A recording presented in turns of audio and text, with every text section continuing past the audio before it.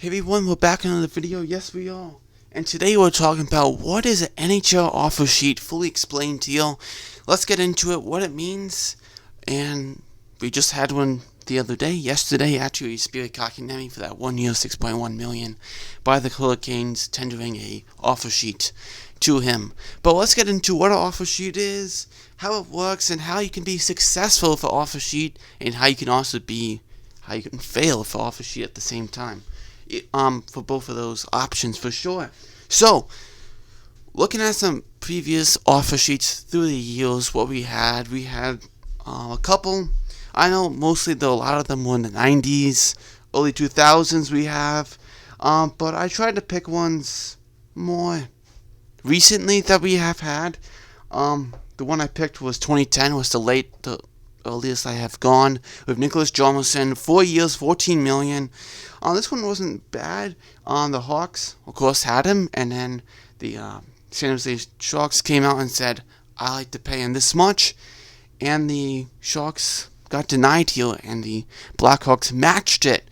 So they matched that, meaning they have to take that contract. Now, how this goes is, let's say, okay, San Jose, Jomerson. San Jose's like, alright, I want Jomerson right now. Alright, he's restricted free agent. The team, the Blackhawks, have his rights, correct? They have his rights. He wasn't a UFA at that moment, meaning he can't go wherever he wants. So the only reason to get a player, the only way to get a player is through an offer sheet. Nicholas Jomerson, they were like, alright, 4 years, $14 million, want to do that? Okay. They set the bar, was the Sharks here, the other team. Now that's the bar. The Hawks can't negotiate like, well, we want less or something like that. No, the bar is $14 million for 4 years. That's what it is. Yes or no, you match it, you keep him. If you don't match it, we take on the player with the compensation we'll give you, which we'll get into the compensation, how much that is, depending on the price you pay for a player. We'll get into that very soon. So that's one of them. Another one is Shea Weber, which was with Nashville Predators. He was an RFA, and the Philadelphia Flyers came around and said, hey Shea, we really want you. How if we give you 14 years, $110 million? Now this is a massive contract, and the Philadelphia Flyers really did not want the Nashville Predators matching this contract. As you see the result, they matched it, but the Flyers want to make it as ugly as it is, like no one's going to touch it.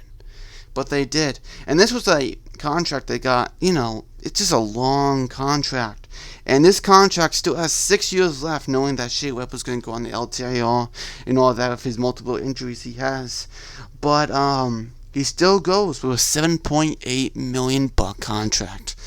And that's going to go to 2025 to 2026. So something big, bold contract like this, the length, of course, you can't go 14 years anymore. The farthest you can go is 8 years. But 14 years, $110 million to make this show, hey Predators, I don't think you can match this. And guess what? They did, like I said. And they kept him for a while, and then they traded to Montreal for PK Subban, which Montreal liked it a lot, and it worked out for them, and it worked out for Nashville to Subban, and they traded him to the Devils, which they got rid of that contract. But yeah, that's a contract that's a 50-50 one to think about. Like, do I want to match this? Wow, isn't it? And they matched it, like I said. Alright, moving on to Rhino Riley, 2 years, $5 million matched. So that meant, it's 10 million. Was it 10 million? I feel like it was 10 million. I just wrote it down wrong. I believe it was, 10 million. I was just thinking 5 million a year. 10 million matched by the Colorado Avalanche after the Flames trying to get him. That was okay, not much of a bold move. You have to make a bold move here. You can't just be like, well, this player, what he just put up here, I'll give him this. This should be good. That's a reasonable one. You can't be reasonable with these contracts. You have to be over-aggressive. You have to pay even more than you really want to. If a player you say is like, alright, he's valued at $4 million right now. Let's say $4 million. You might have to pay him $6 million. Or $6.5 million. A little bit more to get that team to say, do I really want this guy now? Do I really want this player? Is he really that worth it for me? To really take that player away from that team and add him to your team. So that's what I mean. Absolutely. Another one is Sebastian Ajo. A couple years ago, Montreal signed him to this contract, and of course the Carolina Hurricanes had matched it. 5 years, $42 million. Of course, Sebastian Ajo was going. This guy is a franchise center.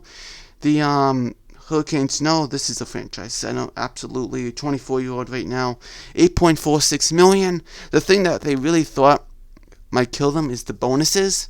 $6.95 million, and they thought Carolina might be like, oh, I don't want to sign him. Then fine, and Carolina matched it. Took them like a couple of days. They're like, oh yeah, we're matching it. Yeah, who cares? No, we're matching it. So that's one of them. But one of the most trickiest ones you have to say in offer sheet recent history has to be the one from yesterday. Jesperi Kotkaniemi for a year at $6.1 million. Now, we all know Jesperi Kotkaniemi at his time right now. He got 20 points in about 56 games. I think 34 points is the most he had in his rookie season. He's 21. He's not worth $6.1 million at this point. He isn't. I don't care about his future right now. Right now, he's not worth $6.1 million. And just for a year. Meaning the next year, you got to pay him more than $6.1 million. That's how the qualifying rights go. The offers go. The qualifying offer means, alright, you pay him $6.1 million one year. You got to pay him more than $6.1 million the next year. That's the question. They're going to get into $7 million. And what if he gets you 30 points? And you pay him $7 million bucks? 30 points. $7 million bucks. Or something like that. I know he's going to be a good player. But at first, that's going to be a rough contract. Absolutely, for sure. So let's get into the compensation of what is what. Because, it might be like, if I pay him $10 million for this player, how much do I have to give up? Over $5 million, $6 million. Kind of like Jesperi Kotkaniemi here.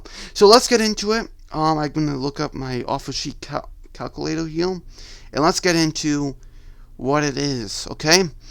No compensation from 1 million to 1.3 million. So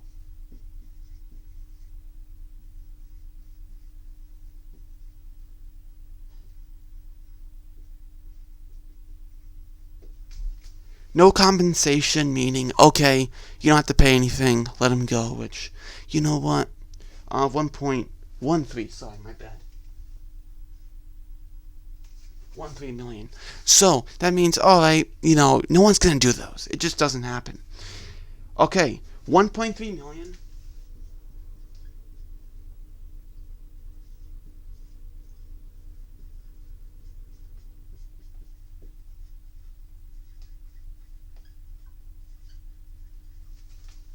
$1.3 million to $2.055 million bucks.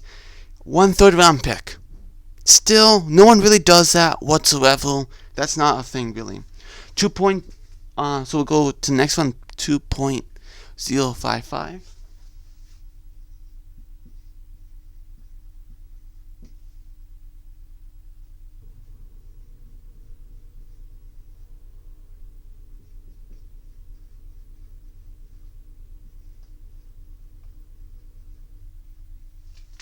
Meaning 2.055 million to 1.110 million, 1 second round pick.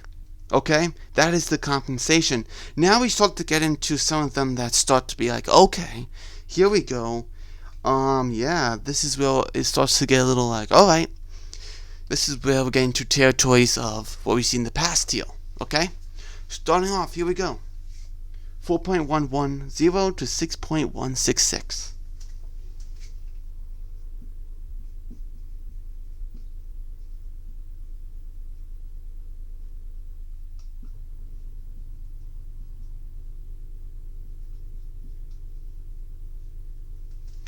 So a first and a third to 4.10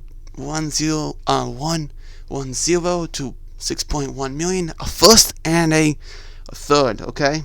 1 first, and 1 third. And then in 6.1,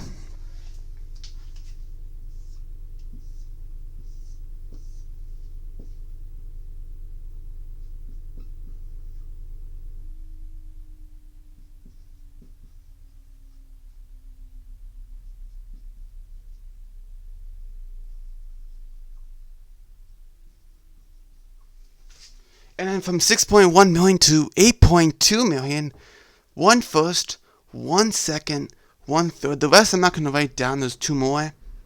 And then from 8.2 million to 10.276 million, 2 first round picks, 1 second round pick, 1 third round pick, okay? And this is where the Sebastian Ajo things comes in to check here with Mark Bergevin.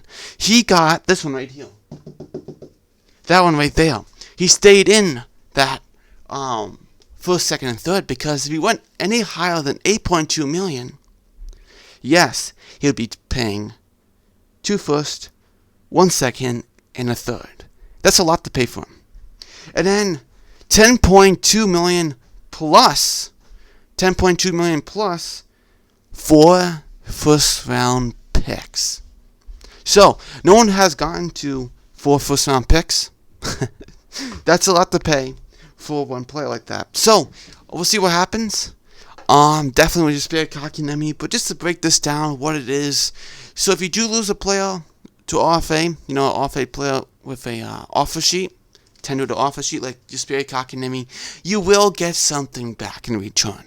And the one that Jesperi Kotkaniemi is going to be in is this one right here. First and a third round pick, 1 first and 1 third round pick, which they can use that and spend somewhere else for replacing Jesperi Kotkaniemi if they have to. If they're like, you know what, we are not matching that deal, no thank you, we'll take that first and a third, and for example, go to Arizona and say, Christian Dvorak, we liked you for first and a third, done deal, alright, we get the guy we want. And Christian Dvorak, what is he, $4.475 million? He is less than Jesperi Kotkaniemi. And also, Jesperi Kotkaniemi is actually more than Philippe Deneau. 5.5 Philippe Deneau, 6.1 is now Jesperi Kotkaniemi. So very interesting, isn't it? So thanks for watching. I'll see you next video. NHL News Sports. Let's try to hit 500 subs. And this is the total breakdown of the offer sheet and what it is. See you next video. Bye.